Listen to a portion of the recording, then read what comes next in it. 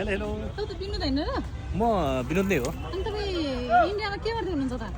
इन्डियामा म आएँ यो दिल्ली गेट चाहिँ हेर्नु र दिल्ली गेटमा घुम्न आएँ त्यसपछि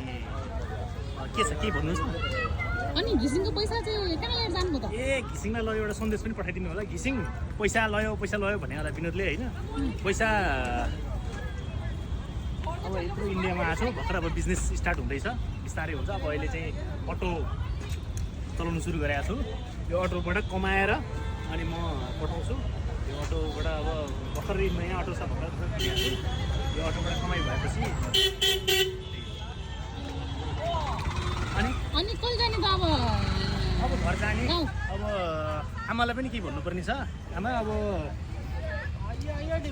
त्यो बेलामा त्यस्तै भयो है अब तपाईँको बुढी खै त बुढी खै मेरो बुढी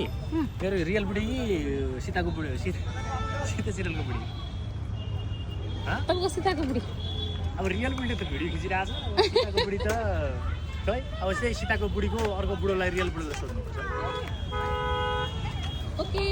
अरू के भन्न छ अरू आमालाई चाहिँ अब त्यही बेलामा अब आमा गल्ती भइहाल्यो है अब मैले अलि अब पैसाको कारणले गर्दाखेरि अब अलिकति त्यस्तै भयो एकदम माफी चाहन्छु फेरि पनि म फेरि अब कमाएर आएर आमालाई घर बनाउने छु अनि बहिनीलाई पनि चित्त नपुगाएस् बहिनीले पनि कमाएर आउँछु अब अटो किनेको छु मजाले अब लगानी गरेर अटो लिइसकेको छु राम्रो हुन्छ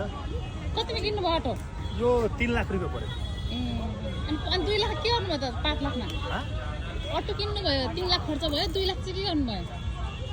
होइन मैले लिएको 3 लाख हो नि किन्नुभयो क्या 2 लाख लिएकै 3 लाख रुपियाँ हो 3 लाख मात्रै हो